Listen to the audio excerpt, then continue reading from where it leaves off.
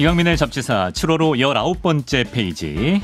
편식하는 어른아이의 새살 입맛 고쳐줄 요리하는 칼럼니스트 장준우 셰프와 함께합니다. 어서 오세요. 안녕하세요. 네. 혹시 셰프님도 가리는 음식이 있으신가요? 저는 딱히 가리는 음식은 없어요. 이게 조금 새로운 음식 먹는 거 좋아하고 또 이제 특이한 음식들도 좀 웬만하면 다 먹어보려고 해서 뭐 가리는 음식은 딱히 없는 것 같아요. 민트 초코에 대해서는 어떻게 생각하세요? 민트 초코도 저는 뭐 음식적으로는 되게 완벽한 음식이라고 봐요. 아, 완벽한 음식이다? 뭐 밸런스 왜냐면 이런 초코만 먹으면 예. 달고 좀 들쩍거리고 좀 뒷맛이 좀 끈적하잖아요. 네. 근데 민트로 딱 먹어주면 이제 끝에 딱 그 민트 향이 나면서 그러니까 요리로 보면 하나 요리라고 생각하면 굉장히 뭐 매력적인 음식이죠. 네, 뭔가 시작과 끝이 있는 그런 음식이. 그럼 뭐 동남아 길거리에서 많이 팔 법한 어떤 뭐 곤충 식재료나 이런 것도 거부감이 없으신지? 곤충은 제가 못 먹네요. 곤충은 제가 그래요? 좀 아직은 좀 포비아가 있어가지고 포비아. 다리가 많이 달린 것도 포비아가 있어가지고 예. 곤충 빼고는 뭐 다 잘 먹을 것 같아요. 그렇군요. 네. 두루 잘 드시는 분이었습니다. 잡다한 미식사전 저희 함께하고 있는데요. 오늘 주제가 바로 호불호 강한 식재료가 되겠습니다. 네. 첫 번째 식재료를 만나볼게요. 우리 밥상에서 흔하게 볼 수 있는 식재료 바로 오이인데요. 네. 저는 오이를 좋아하는데 은근히 오이의 맛과 향을 역하게 생각하는 분들이 계시더라고요. 그러니까 이게 재밌는 게 저도 이제 식당을 운영하다 보니까 그러니까 알러지 있는 음식을 이제 체크를 하거든요. 근데 대부분 이제 오이 알러지는 사실은 제가 알기로는 없는다고 알고 있는데 그래요? 이 오이 향을 싫어해서 그냥 오이 들어간 거 빼주세요라고 말씀하시는 분 많아요. 그래서 비누향 같다 그러는 분도. 그래서 약간 사람마다 좀 차이가 있긴 한데 오이 향을 좀 익숙하게 먹는 사람들은 뭐 그냥 오이 향이네라고 할 수 있지만 조금 이게 민감하신 분들은 좀 이렇게 좀 힘들어하시는 게 있더라고요. 왜 우리 고수도 어떤 분들은 잘 먹지만 어떤 분들은 못 먹잖아요. 그렇죠. 뭐 그런 게 있는 것처럼 그 오이의 그 좀 어떤 특별한 향 때문에 싫어하시는 분들이 많으신 것 같아요. 저희도 오늘 사실 녹화 전에 오이 김밥을 다들 먹었는데 거기도 이제 요청하면 오이를 당근으로 바꿔주기도 하고. 예, 그렇습니다. 요새 좀 많으신가 봐요. 오이를 그러니까요. 많이 싫어하시는 분들. 그렇더라고요. 네. 근데 오이가 영양적인 측면에서는 거의 뭐 도움을 못 주는 식재료라고 들었어요. 보통 보통 채소류 하면 뭐 영양소가 많다고 얘기 많이 하는데 그쵸. 사실 오이가 수분이 거의 한 뭐 96%? 수분이 96%? 네, 거의 그 수분을 빼고 나면 사실은 뭐 많이 없어요. 섬유질과 이제 수분으로 많이 이루어져 있어서 영양적으로는 뭐 딱히 매력적이진 않는데 그래도 뭐 섬유질도 많고 수분이 많으니까 뭐 다른 음식 고기 많이 먹는 것보다 오이 많이 먹는 게 더 좋겠죠. 물 먹는 느낌으로. 네네. 근데 이 오이의 맛과 향을 싫어하는 사람들이 오히려 유전적으로 타고난 미식가일 수도 있다. 뭐 이런 얘기가 있다는데 이거 무슨 얘기인가요? 이게 재밌는 게 그 사람마다 좀 음식에 좀 특별한 이상하게 느끼는 향들을 좀 많이 맞는 분들 있잖아요. 이제 그런 분들은 조금 미각이 남보다 예민하신 분들이 있어요. 이게 슈퍼 테이스터라고 하는데 다른 사람들보다 한 몇 배로 더 강하게 그 향을 인지를 하는 거예요. 근데 어떻게 보면 그런 분들이 예민하니까 뭐 미식가일 것 같다고 생각하지만 오히려 그런 분들일수록 음식을 더 많이 가리고 더 많이 못 먹어요. 그래서 좀 음식 향이 예민하다고 하는 거면 어떻게 보면 좋은 게 아니라 좀 안 좋을 수 있는 거죠. 미식가라는 개념이 깐깐하게 재고 이런 게 미식가가 아니잖아요. 그렇죠. 오히려 똑같이 만식 음대로도 요리사 입장에서는 밸런스 있게 음식 만들었는데 이제 그분들은 그 향을 강하게 느끼면 오히려 그분들이 느끼기에는 좀 밸런스가 깨지는 거니까 오히려 조금 그분들은 불편할 수 있는 거죠. 오히려 저처럼 아무렇지 않게 다 잘 먹는 사람이 이 셰프가 제공한 밸런스 있는 음식을 두루 즐길 수 있는 미식가일 수 있네요. 근데 이게 사람마다 좀 재밌는 게 저도 이제 왜 사람마다 그렇게 좀 차이가 날까? 어떤 사람들은 이걸 강하게 느끼고 어떤 사람들은 좀 덜 느끼고. 사실 이게 좀 우리나라 진화와 관련된 거 있거든요. 그래요? 예를 들어서 오이의 독성이 갑자기 생겼다고 생각을 해보세요. 그러면 이제 오이를 잘 먹는 사람은 다 돌아가실 거 아니에요. 그렇죠. 또 오이를 안 드시는 분들은 살아남을 거 아니에요. 겁쟁이들이 살아남겠죠. 그러니까 이게 조금 그런 사람들마다 그런 차이가 나는 게 뭐 어떤 사람의 뭐 성격이나 이런 게 문제가 아니라 저희 유전적인 진화론적으로 보면 좀 그런 그 뭐라고 설명이 그러죠? 된다. 선택 자연 선택할 수 있는 뭐 그런 거라고 생각하시면 될 것 같아요. 이렇게 좀 위험하다 싶은 걸 피해온 사람들이 살아남는다 뭐 이런 얘기죠. 네. 오이의 고향은 어디입니까, 셰프님? 오이의 고향은 어디실 것 같으세요? 오이 동아시아 쪽일 것 같은데 아닌가요? 뭐 과학자들이 추측하는 거는 이제 인도 쪽으로 인도 추정을 해요. 네. 인도 쪽에 나는 뭐 이렇게 인도에서 나는 어떻게 보면 과일은 아니죠. 채소죠. 채소인데 이게 재밌는 게 인도에서 이제 되게 좀 보면 특히 맛있진 않잖아요, 오이가. 엄청난 맛은 오이가 막 엄청나게 맛있어가지고 막 너무 막 다른 나라의 뭐 막 전파하고 싶다 이런 재료는 아닌데 아니죠. 굉장히 유럽으로도 많이 가고 동아시아로도 많이 갔거든요. 근데 그 이유를 이제 뭐 찾아본다고 하면 이제 이거 뭐 정설은 아니지만 오이 갈증은 일종의 갈증 해소 음료의 대신을 역할을 했다고 해요. 이제 예전에는 뭐 이렇게 플라스틱통이 없어가지고 물통을 넣어가지고 다닐 수는 없잖아요. 그렇죠. 그러니까 어떻게 보면 그런 자연 상태에서 이제 수분을 찾아야 되는데 뭐 요즘에 뭐 인도에서 만약에 뭐 유럽으로 로마로 이제 뭐 교육을 한다고 가면 이제 뭐 낙타에 막 실어서 갈 거 아니에요. 그렇죠. 물도 씻겠지만 이제 가다가 오아시스가 있으면 다행인데 없을 때 대비해서 이제 오이 같은 거를 좀 챙겨가지고 갈증 날 때 음료수구나. 네. 요즘에 뭐 산에 갈 때 이렇게 오이 챙겨가시는 분 있잖아요. 있죠. 그래서 약간 먹는 뭐 일종의 자연 상태의 그런 생수 같은 느낌이라 보시면 될 것 같아요. 그렇구나. 갈증 해소용으로. 근데 사실 이제 거의 96% 수분으로 이루어진 식재료라 딱히 뭐 조리 방법이 떠오르지가 않는데 이 고대 로마인들은 오이를 삶아서 기름, 식초, 꿀을 발라 먹었다 이런 기록이 있네요. 네, 일단 뭐 기록에 보면 뭐 로마 황제가 오이를 이제 삶아가지고 먹는 거 되게 좋아했다. 어떤 느낌이지? 아니, 저도 사실 그걸 보고 오이를 삶아볼까 했는데 도저히 용기가 안 나더라고요. 그래서 뭐 오이도 어떻게 뭐 채소의 일종이라고 생각하면 이제 뭐 데쳐가지고 먹기도 하고 뭐 이렇게 먹을 수 있는데 형태 유지가 그래서 뭐 또 한 뭐 영국의 뭐 19세기 영국 요리책 보면 이거를 또 밀가루에 발라가지고 튀겨 먹는 거죠. 오이튀김? 오이튀김인 거죠. 그게 되나? 껍질만 남을 것 같은데. 아니 사실 뭐 이렇게 겉에 밀가루 바르면 이제 속은 이제 보존 되니까 이제 약간 안에는 삶아지고 이제 겉은 이제 바삭한 게 남는 건데 이걸 보고도 저도 이제 해보고 싶었는데 도저히 용기가 안 나가지고. 오이튀김. 네, 혹시 이걸 들으시는 분들을 보면 한번 해보시는 걸 추천드립니다. 해서 저희한테 보내주시면 제가 커피 쿠폰이라도 하나 보내드립니다. 이게 사실상 오이 조리법에는 한계가 없는데 우리는 이제 오이라는 거에 대한 생각이 뭐 오이 소박이를 해 먹거나 아니면 이제 오이 뭐 냉채를 해 먹거나 이 정도밖에 생각을 못 하잖아요. 근데 사실 이거를 뭐 다른 채소나 이런 거라고 생각을 하면 훨씬 더 다양하게 먹을 수는 있는 거죠.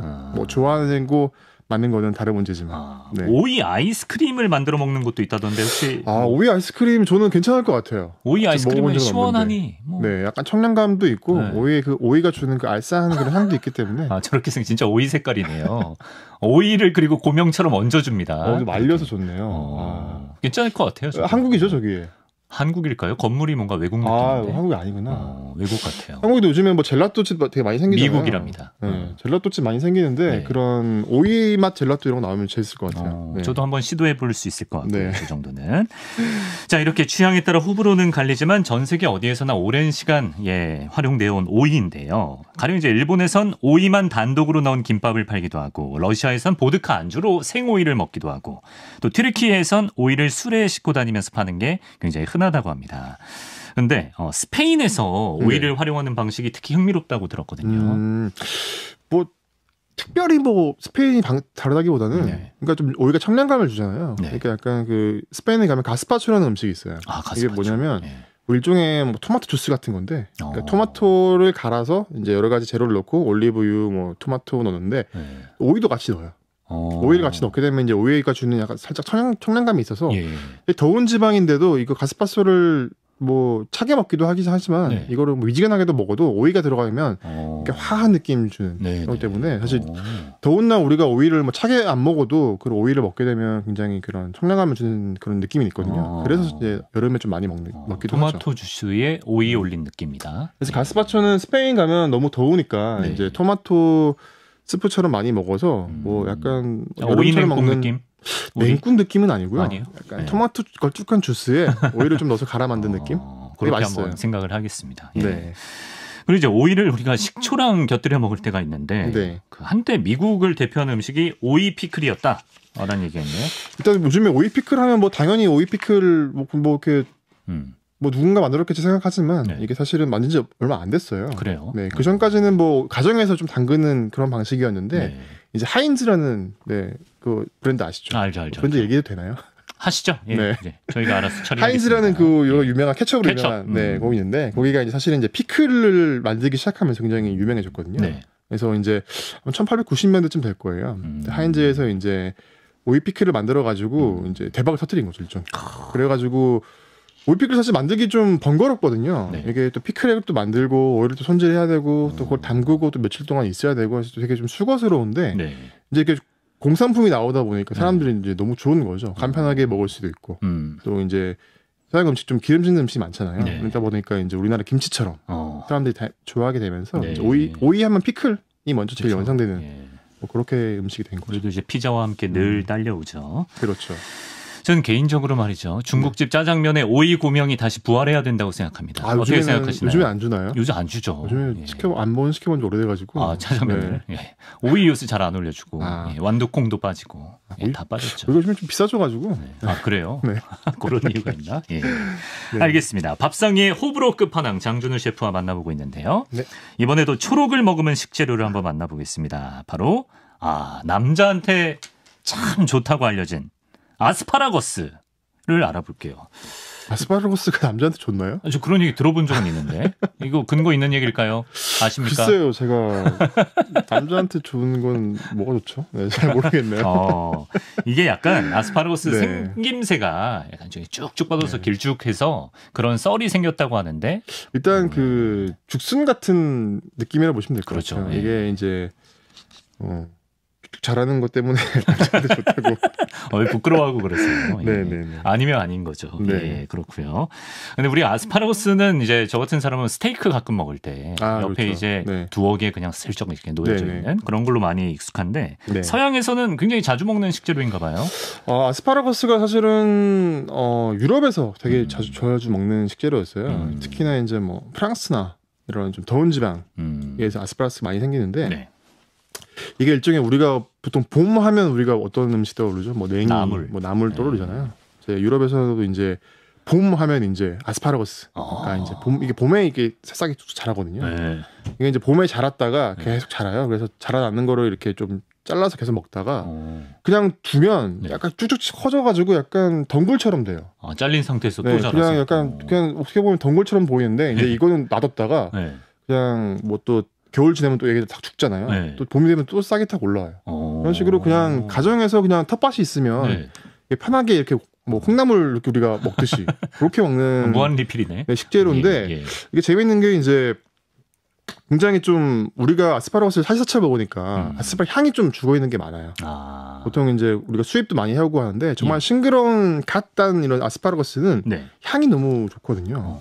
우리가 보통 이제 고기랑 구워 먹으면 그냥 아스파라거스의 식감과 그 약간 은은한 아스파라거스 맛이 나긴 하는데 정말로 봄철에 그런 유럽에 가서 이제 아스파라거스가 딱 제철 때 나와요. 이렇게 아스파라거스 봄에 나오는데 이탈리아나 프랑스 가시면 그런 것도 먹으면 이게 진짜 아스파라거스나라고 느낄 정도로 향이 엄청 좋아요. 우리가 봄에 미나리 향 찾듯이 그렇죠. 유럽에서 아스파라거스 향을 맡는다 이겁니다. 인류가 아스파라거스를 먹기 시작한 역사에 대해서도 알고 계십니까? 일단은 뭐 아스파라거스가 뭐 지중해 연안 쪽에 좀 많이 아까 제가 말씀드린 것처럼 뭐 프랑스 남부나 이제 이탈리아에서 많이 먹는 식재료였잖아요. 그래서 이제 그런 쪽으로 많이 나는데 그 로마 시대 때부터 이걸 먹었다는 기록이 있어요. 로마 시대 때부터 아스파라거스를 먹고 있는데 아스파라거스가 사실은 조금 키우기 편해서 사실 뭐 그냥 말씀드린 것처럼 되게 자라기도 하고 또 맛도 있고 영양가도 뭐 있다고 해가지고 좀 많이 사랑받는 식재료긴 하죠. 사실 몇 년 전만 해도 좀 비싼 수입 식재료 느낌이 좀 있었는데 요즘은 그래도 접근성이 많이 높아졌죠. 좀 뭐 동남아시아에서 좀 많이 재배해가지고 수입을 많이 해요. 뭐 태국산도 있고 뭐 많이 있는데 국산은 없어요. 국산에서도 좀 재배하는 농가가 있긴 해요. 그래요? 국산은 조금 비싸고 그래서 그냥 있는데 아무래도 제철이 봄이다 보니까 아스파라거스는 이제 봄에 드시는 게 제철이라면 수입된 거는 사실 의미가 없고 국산 정도가 있으시면 봄에 제철이다라고 또 상식으로 좀 아시면 좋을 것 같아요. 봄에 제철이니까 그때 국산을 드시는 것도 더 뭔가 싱그럽게 드실 수 있는 방법일 것 같습니다. 아스파라거스 요리 팁 좀 알려주시죠. 어떻게 먹는 게 좋을까? 우리는 보통 스테이크 옆에 먹든가 아니면 삶아서 초장 찍어 먹든가. 아스파라거스가 사실은 이제 굵은 아스파라거스가 있고 되게 작은 아스파라거스가 있잖아요. 이제 굵은 것들은 좀 줄기가 좀 질겨요. 이제 겉에 줄기가 있는데 보통 서양에서는 어떻게 요리하냐면 보통 이제 굵게 먹거든요. 이제 그런 것들은 이제 그 필러, 감자 필러 있잖아요. 감자 껍질 깎는 거. 그걸로 이제 그 줄기 부분, 윗부분은 사실 좀 부드러워서 상관없는데 밑동 부분은 좀 질기거든요. 그래서 그런 부분을 이제 감자를 깎아서 아니 속살이 나오잖아요. 그거를 살짝 데쳐요. 데쳐서 데쳐서 이제 간단하게 뭐 올리브유, 소금, 후추만 뿌려도 굉장히 맛있습니다. 그래서 고기 구울 때 저는 좀 개인적으로 야채를 뭐 구워 먹기도 하는데 우리 고기에 좀 신경 쓰다 보니까 야채는 신경 별로 안 쓰잖아요. 너무 좀 고기도 많이 익으면 좀 질겨지고 맛 없는 것처럼 네. 야채도 딱 그 아스파라거스는 너무 익혀버리면 좀 매력이 죽거든요. 이게 좀 아삭거리는 식감과 수분감이 좀 있어야 되는데 그래서 고기 구울 때 이것도 고기다고 생각하시고 아스파라거스를 섬세하게 또 잘 구우면 기가 막히게 또 맛있죠. 너무 많이 오래 굽지 말고 예, 섬세하게 잘 구워라 이런 팁을 주셨습니다. 아, 이건 뭐죠? 아스파라거스를 많이 먹으면 소변 냄새가 고약해진다는 말이 있다던데. 아, 이게 이제 그 아스파라거스에 그 아스파라거스산이라는 그런 성분이 있는데 그게 약간 그 왜 우리 스컹크 뭐 한국에서는 뭐 볼 일이 없는데 뭐 스컹크의 그 독한 방귀 냄새. 그거랑 비슷한 성분이 아스파라거스에 좀 있다고 해가지고 아스파라거스 좀 많이 먹으면 이제 소변 냄새가 좀 독해진다라는 좀 얘기가 있죠. 그렇습니까? 네네. 많이 먹어야 독해지는 건가요? 아니면 좀 뭐 많이 먹어야죠. 뭐 한두 개 먹는다고 나는 건 아니고요. 뭐 좀 고기 먹다가 좀 너무 흥이 맞춰가지고 푸바오가 너무 많이 먹듯이 먹어야 너무 많이 먹으면 또 이제 좀 냄새가 고약해진다라는 얘기가 있는데 굳이 궁금하시면 한번 해보시는 것도 이것도 직접 해보시고 제보 주시면 커피 쿠폰 나갑니다. 근데 초록색 아스파라거스가 우리한테 익숙한데 흰색 자주색 아스파라거스도 있나 보네요. 뭐 품종에 따라 좀 다르기도 한데 자주색은 또 아예 좀 다른 품종이기도 하고 보통은 이제 녹색으로 많이 알고 있잖아요. 근데 흰색 아스파라거스가 있는데 그거는 이제 일부러 햇볕을 안 보게 만든 거예요. 이제 아스파라거스 잘하잖아요. 그러면 흙을 조금씩 이제 덮어줘요. 그러면 이제 흙에 덮인 부분은 그 햇빛을 안 받으니까 이제 염록소가 안 생겨가지고 이제 하얀 아스파라거스 생기는데. 그 서양에서는 좀 흰 아스파라거스를 조금 더 뭐 고급 음식으로 쳐주죠. 왜냐면 조금 더 섬세해요. 맛이. 녹색이랑 뭐 큰 그건 없는데 녹색은 굉장히 좀 아삭한 그런 뭔가 푸른 야채, 푸른 채소의 느낌이라면 흰색은 뭔가 좀 그래도 약간 좀 은은하고 고급스러운 느낌이 나요. 그게 뭐야? 섬세하고 은은하고 고급스러운. 이게 셰프님들이 자주 쓰는 표현인데. 그렇죠. 그래서 이게 만무주랭이들은 그게 뭔지 몰라요. 설명하기 뭔가 좀 애매한데 그래서 조금 더 고급스러운 느낌이 난다. 색깔도 좀 하얗고 이쁘니까 음식에 또 넣으면 초록색보다 조금 더 고급진 느낌 나고 또 프랑스 이런 데 가면 그 화이트 아스파라거스를 살짝 익혀가지고 이제 그 홀란다이즈 소스라고 있어요. 계란이랑 이제 그 식초랑 이제 넣어서 만든 소스가 있는데 하얀 뭐 마요네즈 같은 소스가 있는데 그거랑 또 같이 먹으면 또 제일 궁합이 잘 맞고. 그것도 괜찮겠다. 하나의 그냥 완벽한 요리로 그냥 나오는 거죠. 아스파라거스 요리로. 초록색 아스파라거스만 있는 게 아닙니다. 호불호 갈리는 음식, 이번 세 번째 식재료. 어린 시절 유독 우리가 편식을 많이 하는 콩밥에 들어가는 콩에 대해서 알아보겠습니다. 콩밥하면 좀 뭔가 우리 좀 약간 어감이 좀 그렇죠. 좀 갱생해야 될 것 같은 느낌인데. 셰프님, 콩은 언제부터 인류의 밥상에 오르기 시작했을까요? 콩은 너무 오래돼가지고 뭐 이렇게 좀 분분명해요. 뭐 어떤 애는 뭐 3,000년 전부터 뭐 먹었다. 기록도 뭐 기원전 뭐 몇천 년부터 먹었다 기억이 있는데 아무래도 콩을 좀 많이 좀 재배하는 곳은 이제 중국. 중국에서는 이제 워낙 이제 콩을 많이 먹게 돼가지고 우리 사실 한국도 그렇고 뭐 일본도 그렇고 사실 중국 문화의 영향을 많이 받은 그 문화권이거든요. 음식으로 따져보면.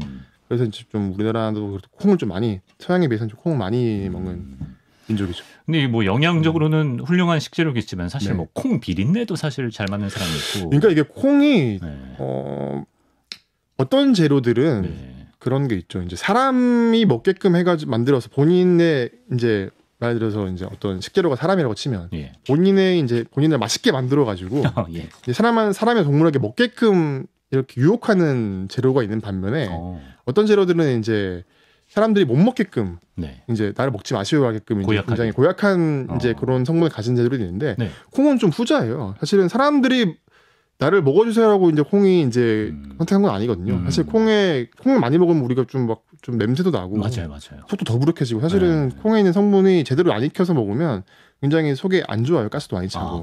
그래서 이제 콩을 가공해서 발효시켜 먹거나 이제 그렇게 많이 먹는데 그냥 생콩을 많이 먹으면 굉장히 좀 뭐 좋진 않아요. 이 소화기관에. 그래서 이게 보면 근데 그럼에도 불구하고 사람들이 이제 어떻게든 먹으려고 개발을 한 게 이제 콩류 요리라고 보시면 될 것 같아요. 콩류 요리, 뭐 콩 가공품, 뭐 어떤 게 있습니까? 일단은 우리가 뭐 먹는 두부 같은 것도. 두부 그렇죠. 두부도 어떻게 보면 콩으로 만든 음식이잖아요. 그래서 콩을 또 갈아요. 또 이거 수고스럽게 그걸 갈아가지고 네. 또 이제 그 간 그런 게 나오면 네. 이걸 또 건더기를 모아가지고 또 끓여요. 그 고약한 걸 뭐 네. 어떻게든 먹겠다고. 어떻게든 먹겠다는 그 수고를. 인간의 의지인 거죠. 예. 네, 그래서 이제 그렇게 먹는데 재밌는 거는 이제 두유 같은 것도 네. 이제 그 콩을 짜고 남은 그 액체가 두유거든요. 네. 사실 두유라고 하면 이제 우유 유자 안 되게 한데 이제 뭐 우유에서 나는 그런 유가 같은 건데. 네. 이제 콩에서 나온 그런 하얀 물론 이제 두유라고 하는데 콩젖이다. 네 그런 거요. 그걸 또 끓여가지고 그런 산을 넣고 또 끓이기 시작하면 또 얇은 막이 생겨요. 우리가 우유도 한번 이렇게 냄비에서 끓이게 보면 예. 이게 막이 생기거든요. 생기죠. 이제 그런 것처럼 이제 두유를 끓여가지고 얇은 막이 생기면 그걸 또 건져가지고 또 요리에 쓰는데 이제 일본에 가면 그런 일본에서 먹는 유부 같은 게 있어요. 예. 유부는 이제 그 막을 이제 튀긴 거긴 한데. 그 막을 튀긴 게 네, 유부예요. 유부인데 그 막도 이제 먹는 게 있어요. 갑자기 생각이 안 나네. 이름이 혹시 이 자연스러운 네 그런 생각이 안 나는데. 그렇게도 검색시켜 보겠습니다. 네, 그렇게도 먹기도 하고 또 순두부 같은 것도 이제 순두부 많이 굳히지 않는 건 두부죠. 그렇기도 하고 또 단단하게 굳히면 두부가 되고 그런 식으로 해서 그러니까 콩이라는 음식이 개인적으로는 저도 좀 좋아하진 않아요. 그래요? 좀 콩 식감도 그렇고 근데 이렇게 한번 가공을 거치게 되면 좀 먹을만한 음식이 나오기 때문에 두부는 좋아해서 그래서 어떻게 보면 그런 걸 보면 우리가 흔하고 좀 굉장히 단순하지만 인간의 위대함을 좀 알 수 있는 그런 간장, 된장도 결국엔 콩 베이스잖아요. 그렇죠. 콩을 발효시켜서 한식에서 지분이 엄청난 거예요, 그죠? 그렇죠. 네. 네. 혹시 유바 치즈냐고 하네요? 네 맞아요. 유바 치즈. 유바라고 하거든요. 유바. 치즈는 아니고 유바라는데 유바 튀김 뭐 이런 게 있다고 합니다. 그런 거라고 보시면 돼요. 네.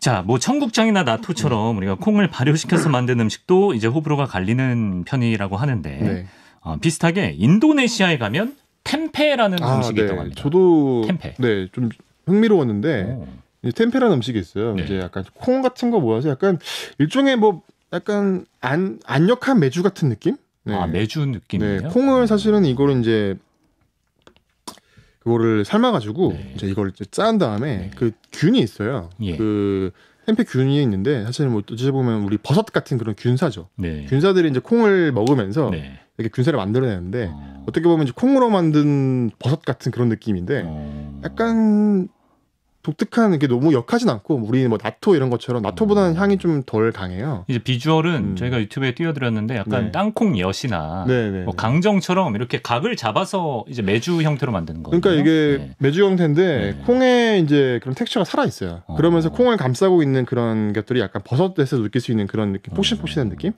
그런 느낌이라서 이제 이거를 이것도 사실은 중국의 영향을 받았다고 해요. 인도네시아 음식인데 인도네시아가 중국 쪽 영향을 많이 받는 음식들이 많기 때문에 그래서 중국의 그런 콩 만드는 그런 거를 뭐 영향을 받아서 만든 거라고 하는데 좀 재밌는 거는 좀 약간 밤 먹는 느낌도 나고 우리 밤이요? 네, 밤 식감, 밤의 향도 좀 나고 버섯 콩 느낌과 버섯 느낌 막 혼자 있는 되게 재밌는 식감이에요. 근데 이거를 인도네시아에서는 뭐 그냥 먹진 않고 이거를 튀겨요.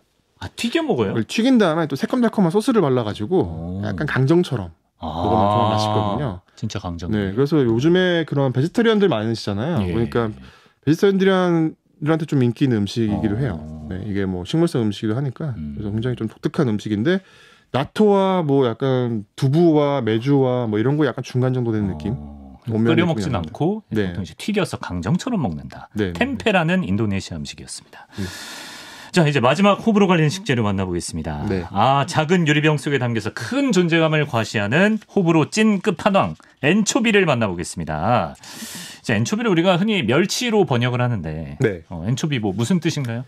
엔초비가 이제 멸치라는 뜻이에요. 그냥 멸치다. 이탈리아나 스페인에서 안초아라고 하고 이제 그 이탈리아에서는 엔초비라고 하는데 그냥 멸치인데 조금 달라요. 한국에서 잡히는 아시아 쪽에서 잡히는 멸치하고 또 지중해에서 멸치는 잡히는 다르거든요. 생김새가 약간 다른데 그래도 이제 멸치 같은 거라고 보시면 되는데 이게 멸치가 이제 많이 잡히잖아요. 한번 잡으면. 그렇죠. 그러니까 이게 뭐 그냥 하나하나 구워 먹기도 뭐 한계가 있으니까 이제 많이 잡히니까 사람들이 좀 방법을 찾은 거죠. 이걸 어떻게 먹으면 맛있을까라고 하는데 옛날에는 또 먹기 귀하니까 또 이거를 가공을 하는 거죠. 생선이 또 더운 지방에서는 생선이 빨리 상하잖아요. 그러니까 소금을 쳐가지고 일종의 젓갈을 만든 거죠. 근데 우리나라에 만든 멸치젓이랑 다른 거는 이제 여기서는 이제 그냥 소금만 간단하게 쳐가지고 너무 삭히진 않아요. 내장을 좀 제거한 다음에 이제 하기 때문에 우리는 내장 같이 있으니까 굉장히 좀 발효취가 많이 나고 그렇죠.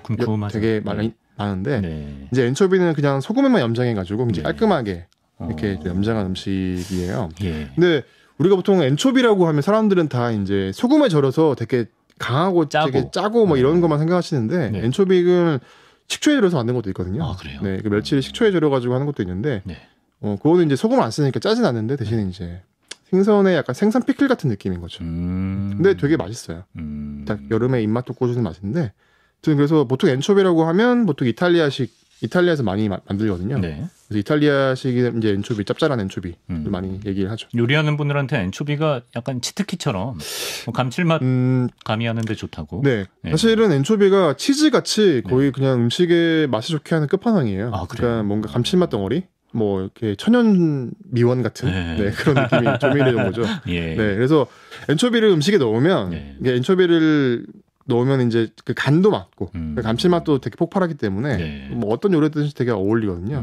고기를 구울 때도 사실은 그 엔초비를 기름에 볶으면 엔초비 기름이 돼요. 엔초비를 이제 기름에 볶으면 살짝 녹거든요. 이제 그 볶아서 이제 기름을 이제 야채를 볶아도 이제 그 맛이 간이 되고 아니면 고기를 거기다가 구워도 그 엔초비의 짠맛과 또 고기에 잘 어울리거든요. 그래서 그런 식으로 많이 쓰기도 하는데 근데 사람들이 엔초비를 좀 싫어하는 이유가 뭐 물론 어떤 분들은 그 멸치젓도 싫어하듯이 좀 그런 역한 비린 맛을 좀 싫어하시는 분도 있는데 사실 엔초비도 굉장히 그레이드가 되게 등급이 되게 많이 있어요. 그래요? 굉장히 고급 엔초비부터 굉장히 저렴한 엔초비들이 있는데 좀 저렴한 엔초비들을 먹으면 조금 안 좋은 맛이 많이 나요. 확실히. 근데 그런 것들은 어떻게 쓰냐면 이제 대량으로 그냥 말씀드린 것처럼 기름에 볶아서 형체가 굳이 필요 없을 정도로 그냥 볶아서 이제 음식에 먹는 용도로 쓰는 엔초비가 있고요. 또 어떤 엔초비들은 그냥 필렛이라고 하거든요. 이렇게 한 덩어리를. 이거를 그냥 너무 품질이 좋으니까 그냥 빵 위에만 올려 먹으면 굉장히 맛있는 엔초비가 있어요. 그래서 본인들이 처음에 어떤 엔초비를 먹느냐에 따라서 이제 호불호가 되게 정해지는 것 같아요. 그렇구나. 처음부터 좀 좋은 엔초비를 드시면 그 정말 좋은 맛을 좋아하시는 분도 많은데 좀 싫어하시는 분들은 조금 등급이 낮은 엔초비를 많이 먹어서 좀 싫어하시는 게 좀 있는 것 같아요. 피자나 파스타에 통으로 막 올라가 있을 때 있잖아요. 그런 것도 굉장히 좋은 올리브를 올려야 되는데 사실 좀 비싸요. 그래요. 그래서 뭐 파스타에 올리는 것보다는 이제 피자에 올리면 사실은 그게 뭐 치즈 대신 짠맛을 좀 주는 효과가 있기 때문에 같이 먹기도 하는데 뭐 음식에 넣어서 먹는 거는 그런 좋은 엔초비는 필요는 없는데 우리가 그냥 이렇게 스낵처럼 먹는다고 치면 뭐 지금 사진에 있는 거는 굉장히 좋은 엔초비로 올린 것 같아요. 딱 보시면 압니까? 근데 모양도 살아있고 굉장히 좀 형태가 흐트러지지 않는 것들이 있는데 근데 이제 우리나라 사람들 막 생소한 분들은 약간 비주얼이 조금 꺼려질 수도 있을 것 같아요. 근데 정말 맛있는데 이거는 참 맛있는데 조금 싫어하시는 분들 좀 많이 많을 팔았으면 거예요. 좋겠어요. 좀 안타까워요. 그래서 사람들이 좀 많이 먹으면 좋은 것들도 많이 수입될 텐데 사람들이 많이 안 먹으니까 좋은 물건들이 수입이 안 되는 거예요. 오히려 역설적으로. 그렇지. 그래서 만약에 유럽에 가시면 이탈리아나 가시면 스페인 가시면 또 좋은데 굉장히 좀 고품질 엔초비 제품들이 있어요. 그런 것도 드시면 이게 엔초비구나라는 걸 좀 느낄 수 있는 정도가 있는데 아무튼 좀 호불호가 있는 음식이라고 하면 좀 가슴이 아픈 재료 중에 하나예요. 그렇군요. 좋은 걸로 좀 참맛을 느껴보실 수 있으면 좋겠고요. 끝으로 예전에는 가룸이라는 소스가 있었다고 하는데. 그러니까 이게 사실 그 전통을 찾아보면 이탈리아가 유명하긴 하지만 그 전에 로마 시대에는 워낙 생선 많이 잡히니까 뭐 조그마한 생선들 많잖아요. 큰 생선들은 우리가 뭐 구워 먹거나 이렇게 요리로 쓸 수 있는데 작은 것들은 좀 애매하잖아요. 하나하나 발라야 되고. 그러니까 귀찮으니까 그냥 뭐 통에 넣고 우리들 멸치젓 담그듯이 다 넣고 이제 발효를 시킨 거예요. 그래서 만든 게 이제 일종의 가룸인데 이게 뭐 고대 요리법에 나와 있는 방식이 있는데 일종의 그냥 생선 젓갈, 생선 젓 같은 거라고 보시면 될 것 같아요. 진짜 젓갈이랑 비슷하네요. 그러니까 이게 짭짤하기도 하고 그 특유의 풍미가 좋기 때문에 야채 같은 거에 넣기도 하고 소스에 넣어서 이제 같이 먹게 되면 입맛을 좀 돋구는 좀 의미가 있죠. 호불호 갈리는 식재료 오늘 오이, 아스파라거스, 콩, 엔초비 만나봤는데 뭐 예전에 사람들은 어떤 식으로 소비했는지 또 이제 셰프님께서 주신 팁을 통해서 좀 불호인 편이셨어도 좀 호로 바뀔 수 있는 그런 계기가 됐으면 좋겠습니다. 밥상위의 호불호 4대 천왕 식재료 장준우 셰프와 만나봤습니다. 고맙습니다. 감사합니다.